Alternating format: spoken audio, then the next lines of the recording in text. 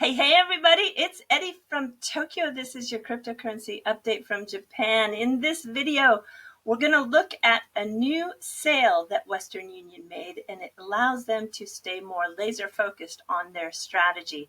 Also, using artificial intelligence, there are some algorithms on Predicoin that allow us to look at the top tweets, and that is so interesting, especially in the world of XRP.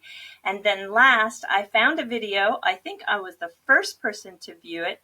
It comes from a Ripple partner, and it is a bank. So I think you'll find it interesting. So the first thing is I'll get myself in the right size, tuck myself up in this corner, and you can see here that Western Union sells the bill pay business for $750 million. This is a cash deal. It's part of their speed pay. It was just 6% of their total revenue for the year, which was to the tune of $350 million for this particular entity.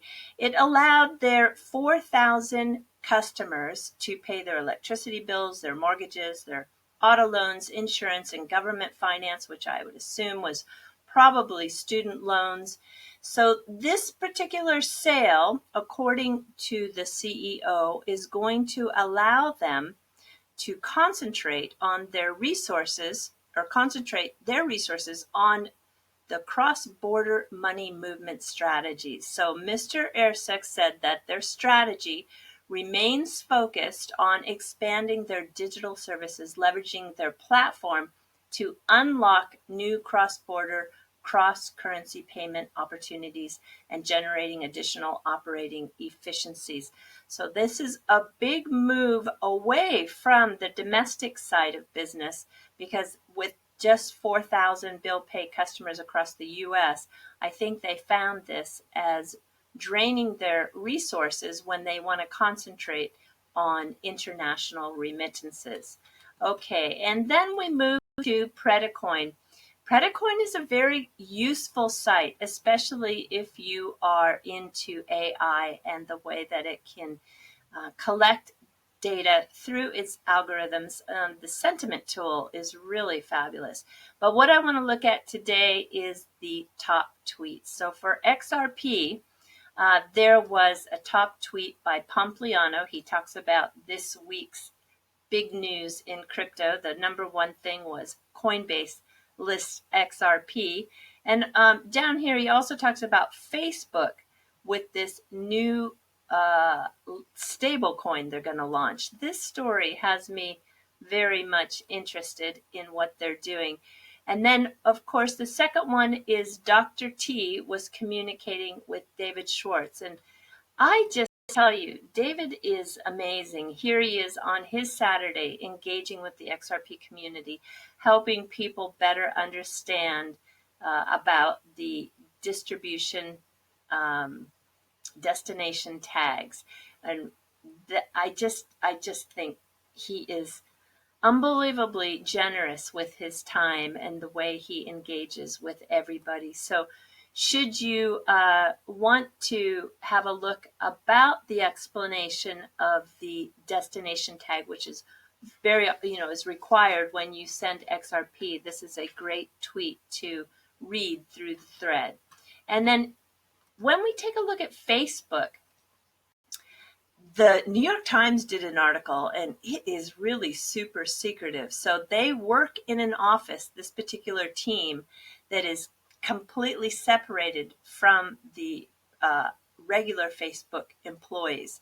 They have a separate key card access, and they are being managed by the former PayPal president, David Marcus. What are these guys up to? This is, I know, what everybody wants to know. So we have to still wait and be patient. And I think everybody has very strong interest in where this is going. All right, so I'm going to take you back to a tweet that happened on the 26th of December, and it was for the first time in Kuwait that the send money instantly with the National Bank of Kuwait direct remit took place. And that took place actually with the country Jordan. This was a big deal, and not only was it a big deal for Ripple, but it was also a big deal for Kuwait, and it hit the front page of the business section on the Kuwait Times. The NBK, National Bank of Kuwait, launches NBK direct remit for cross-border live transactions, and the bank uses Ripplenet International Network.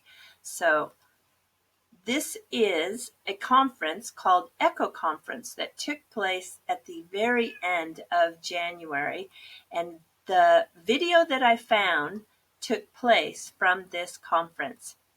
And here it is here, and you can see at the time I viewed it, there were no views, and the upload was March 2nd. So the interesting thing is there's two speakers in this particular video, which is just about 9 minutes long. And the first speaker talks so glowingly about Ripple and how they are really taking and embracing this technology. He's got some interesting stories. He talks about when the first ATM went into Kuwait, that it wasn't being used, but now it is the big network and does 11 times more than the bank branches. And online banking too had a slow start, but now they have 4 million transactions on mobile. So they are a country that he says maybe they're a little slow to roll out, but once it's in place, it grows very quickly. And he talks about Ripple providing the absolute necessity that they are trying to achieve for customer satisfaction, which is speed, reduced cost, and the transparency. And the second speaker, Mr. Akbar, he says that it was very exciting to make this payment from Kuwait to Jordan, and they now have the goal to connect all their branches. They are going to also explore the remittance channel to India and Egypt, and they want to make this a complete cash management for their platform. So they are really very big on Ripple. So when I want to remind everybody, when we go to the Ripple website, so they announced that they are an ex-current customer. Don't forget, there is the standard access to be a Ripple customer and the full access. So when you go down here, both access levels have the ability to settle transactions instantly through XRP, the digital asset used in Ripple's XRapid product. So eliminates pre-funding in foreign accounts, and you can send payments 24/7 using XRP. So I think people forget that with the new Ripplenet upgrade, you have access to on-demand liquidity with the digital asset XRP anytime to settle those transactions. So just because they are an ex-current user, the fact is, you can see in that video, the expansion is going to take place. And right now they are in 14 countries and 4 continents. And he actually says, and I quote, "We are really pushing this product." And what he means by this product is the Ripplenet technology. So you will find when you listen to the video, they are so happy with this 24/7 and no delays, and they are going to expand to new corridors, and they love Ripple. All right, everybody, I'm going to the fluff. Today is Hinamatsuri. That means Girls' Festival, but essentially it's Girls' Day in Japan. So it's March 3rd. And this is a very old tradition. and it's a celebration that is full of lots of special food, and the girls will often dress up in kimono and eat special sweets as well. And most every home with girls, and even in the department stores and restaurants, you'll see these very special ornamental dolls come out. And the dolls are called hina ningyo, and they represent the emperor and the empress. And sometimes you'll see a full display of the entire court. And let me see if I can show you that. Here we go here. This is a full display. They are dressed in the Heian period kimono. So we are talking over 1,000 years ago. And the auspicious date will bring good luck and fortune for those girls who celebrate this particular holiday. So here's the emperor and empress. Then you have the ladies of the court. And then this next tier, as it comes down in a stair-step fashion, are the male musicians. And then you have the advisors of the court. And here you have some of the essential furniture that's used or was used at that time.